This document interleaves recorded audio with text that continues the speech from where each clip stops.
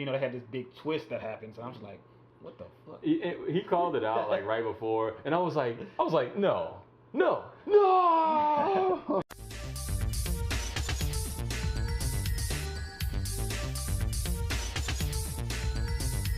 What's good, everybody? This is Blaze Reviews, where we're hitting you with all the latest movie reviews, but on a high level. I'm Kay.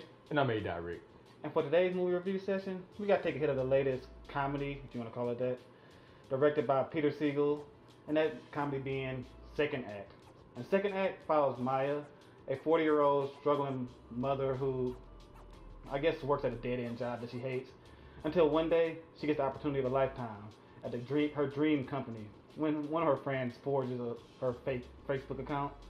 So now she has the second act to prove that she belongs in the corporate world. So I mean, going to this movie, what got you kind of lit to go see it? Well, the trailer looked like it was taking it, seriously enough for what the story was. A woman trying to advance, feeling that she's qualified for something.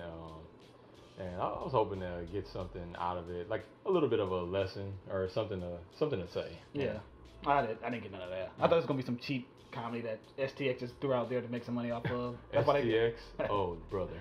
Yeah, I mean, that's the same people who brought us I Feel Pretty, which wasn't very good this year, and some other crap. Oh, Mile 22. I forgot.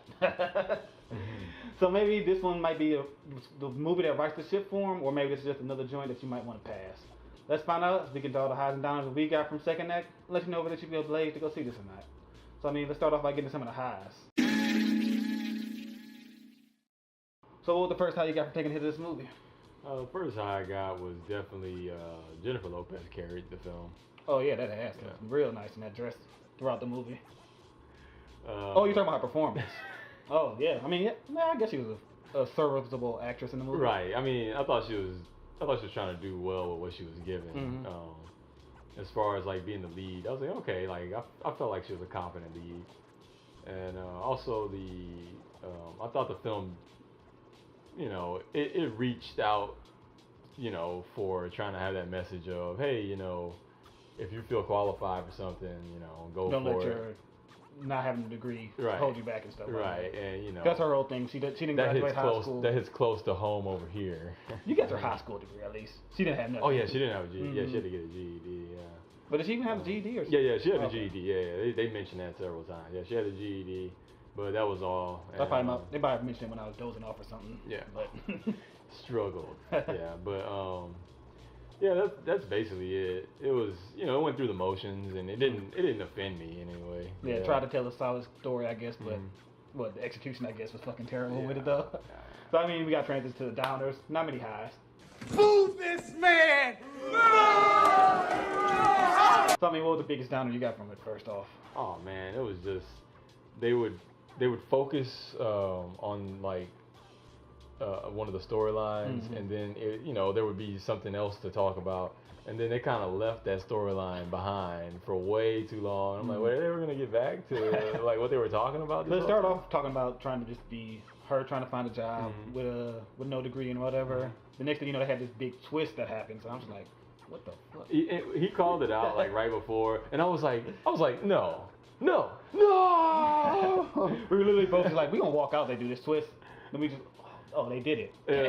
We won't go into why, but I was quite literally trapped in this movie. Yeah, but yeah, I felt that too. They like just dibbled and dabbled all over the place with their plots and stuff. Yeah, especially towards the end because they didn't. Oh man, towards the end, it got Requiem for a Dream is praised for how it becomes more and more choppy with the editing as the movie goes on. This was done. It was done like that with the storyline in Second Act, and it was just awful. Like they kept focusing on more and more different things faster and faster towards the end until you're just like, what? How did we get here? How did we get here? They didn't even wrap up to like the main story and stuff. They just like fuck that. Yeah, no, like seriously, there was, we won't give everything away, but there was just a competition storyline in there. She got the job, and then she tried to do a competition. They showed them presenting, themselves, and then it never really went anywhere. Yeah, it never showed the solution of that whole competition. It literally never went anywhere. Like, this company's got to be, I guess they're not worried about money. Yeah. I don't know. That was weird. But then the way they wrapped up the whole twist and all the other stuff was just stupid. They just did like a letter to solve everything. I'm like, wow, that's how y'all conclude everything? Yeah, no, the transition between acts in any film is where I really like look for those. You know, that's where things can fall apart. Yeah. And so I thought Act 1 and Act 2A, in terms of just setting up the premise and stuff, I was like, oh, okay, please continue.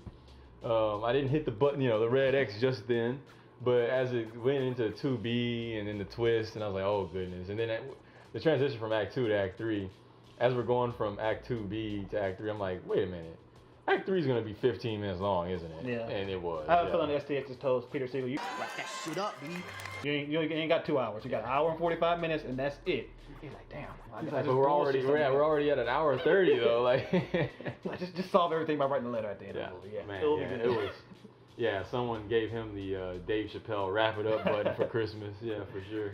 And then whatchamacallit, and then like I said, it was a comedy, but it was some of the worst comedy I've ever seen in my life. It was lazy. It was just super duper lazy. They resorted to just the basic stuff like, let's have somebody use some swear words. Yeah, it was like, let's just have her use profanity at like inappropriate times the whole time, and it was just so easy and so lazy. Like, honestly, I get really heartbroken when I hear people laughing at stuff that simple. I'm like, man, like it's no wonder Blade Runner 2049 and War for the Planet of the Apes like did terrible at the box office. Like, people just don't want to.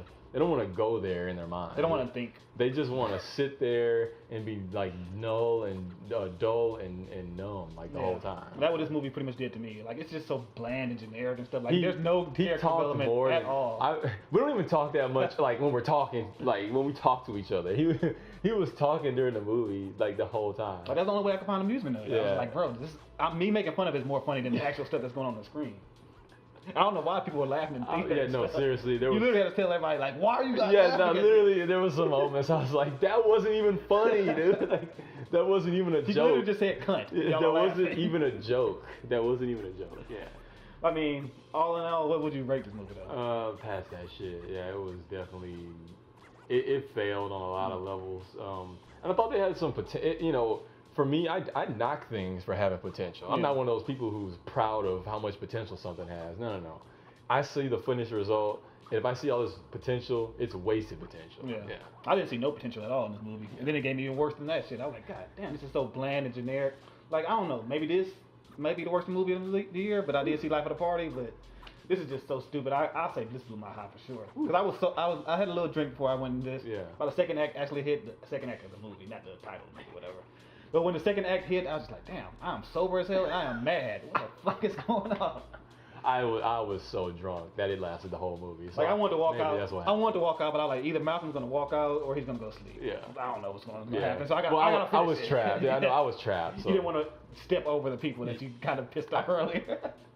I didn't want to go there with them, so I had to stay there and just take it. But yeah, that's what we thought. Yeah, that's just our high opinion. What we want to know is, what do you guys think of this garbage movie? Let us know by sparking it up in the comment section below. And hey, if you like what we're doing here, make sure you hit that like button, hit that subscribe button so you can join the Blaze crew. So we're always getting hot for all the latest movies. I'm Kay. And I'm A. Rick. Always remember, Blaze it.